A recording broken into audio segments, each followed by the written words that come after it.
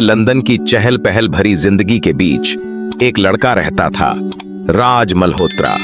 शरारती, बेफिक्र और दिल का बहुत ही साफ। उसका हर अंदाज लोगों को मुस्कुराने पर मजबूर कर देता। उसके वालिद धर्मवीर मल्होत्रा एक कामयाब ताजिर थे, मगर राज के लिए वो सिर्फ एक बाप नहीं, एक दोस्त भी थे। राज की जिंदगी में हर रोज एक नई मस्ती होती।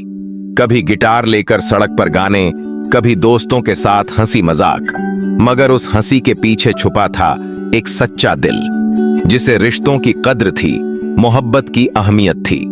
वहीं लंदन के दूसरे कोने में रहती थी सिमरन सिंह, सीधी सादी, ख्वाब देखने वाली लड़की। उसके अब्बा चौधरी बलदेव सिंह एक बहुत ही सख्त मगर मोहब्बत करने वाले शख्स थे। वो अपने देसी तहजीब को आज भी उतना ही मानते थे जैसे वो अभी भी पंजाब में ही रहते हों। सिमरन की दुनिया थी सुबह गुरबानी, रातों को शायरी और दिन भर जिम्मेदारियां। माँ लाजो हमेशा उसके साथ होती थीं, मगर उनके चेहरे पर भी एक अधूरी मोहब्बत की परछाई थी, क्योंकि वो अपने ख्वाबों से समझौता कर चुकी थीं। सिमरन की शादी बचपन में तय हो चुकी थी, एक ऐसा रिश्ता जिसकी तस्वीर उसने कभी देखी ही नहीं थी। बस एक नाम था, कुलजीत। जब कॉलेज की लड़कियों ने यूरोप घूमने का प्रोग्राम बनाया तो सिमरन को भी चलने का दिल किया, मगर डर था, अब्बा से इजाजत कैसे मांगे। माँ के समझाने से अब्बा राजी तो हुए, मगर एक शर्त के साथ, याद रखना सिमरन, हम हिंदुस्तानी हैं, हमारी रिवायतें हमारा फख्र हैं। उसी वक्त राज और उसके दोस्त भी उसी ट्रिप पर जा रहे थे, बिल्कुल बिना किसी प्लान के, बस आजादी के मजे लेने। ट्रेन वाले दिन राज हमेशा की तरह लेट था। भागते हुए ट्रेन पकड़ी और एकदम सिमरन के डब्बे में आ गिरा। किताबें बिखरी, कॉफी गिर गई और शुरू हुआ उनका पहला झगड़ा। मगर यह सिर्फ आगाज था। एम्स्टर्डम की गलियों से लेकर स्विट्जरलैंड की वादियों तक राज और सिमरन की राहें बार बार टकराती रहीं। कभी लड़ते, कभी हंसते, कभी एक दूसरे से बचते तो कभी बहानों से करीब आते। एक रात जब रास्ता भटक गए तो एक पुराने अस्तबल में रात गुजारी, जहां बातों बातों में सिमरन ने अपना दिल खोला। राज ने उसकी आंखों में जो खामोशियां देखीं, वो उसे छू गईं। मोहब्बत का एहसास, ये इश्क कोई तूफान नहीं था, बल्कि एक धीमी सी लौ थी, जो हर मुलाकात से और भी रोशन होती गई। राज को सिमरन की हर बात अच्छी लगने लगी। उसका मासूमियत से मुस्कुराना, बुजुर्गों की मदद करना, फूलों से बातें करना।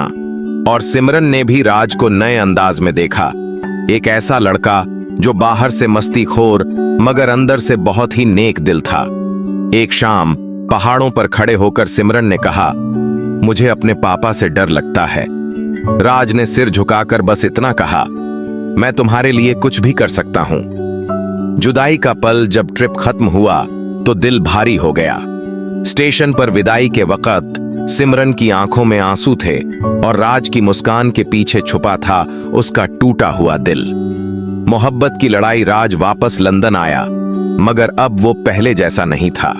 हर चीज अधूरी लगने लगी।